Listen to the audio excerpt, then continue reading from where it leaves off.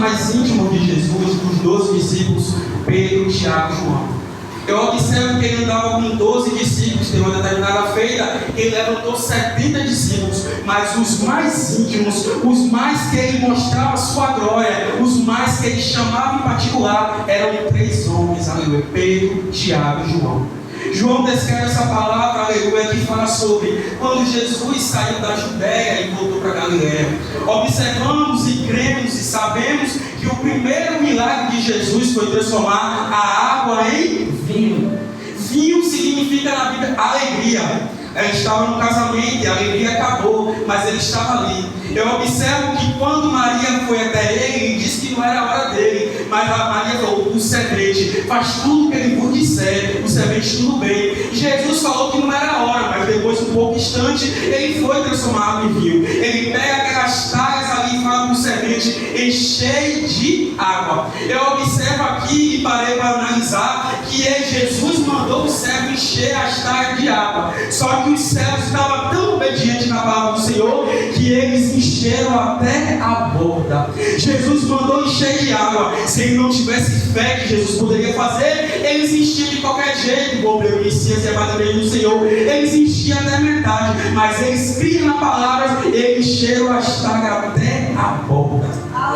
E observamos que o milagre foi feito, a água foi transformada em vinho.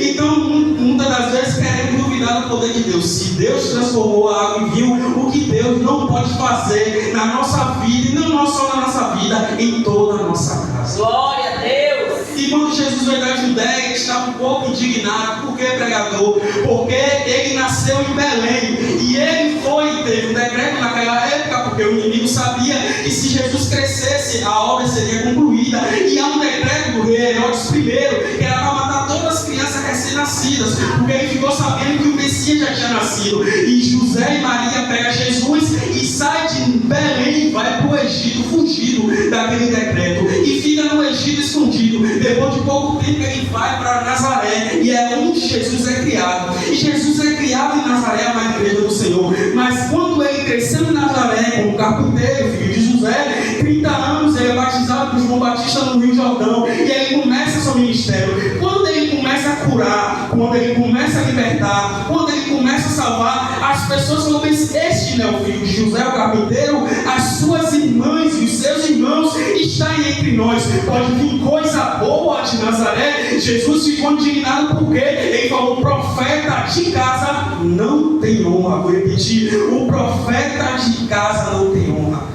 Está no 44, a gente leu 46. Porque Jesus testificou que um profeta não tem honra na sua própria terra. E ele ficou indignado porque a palavra de Deus fala que ele ia curar mais pessoas, ele iria salvar mais pessoas, mas por causa da incredulidade do povo, ele não fez mais milagre e prodígio naquela época. E ele saiu daquele lugar indignado porque o profeta de casa não tem honra. Duvidaram do poder de Deus.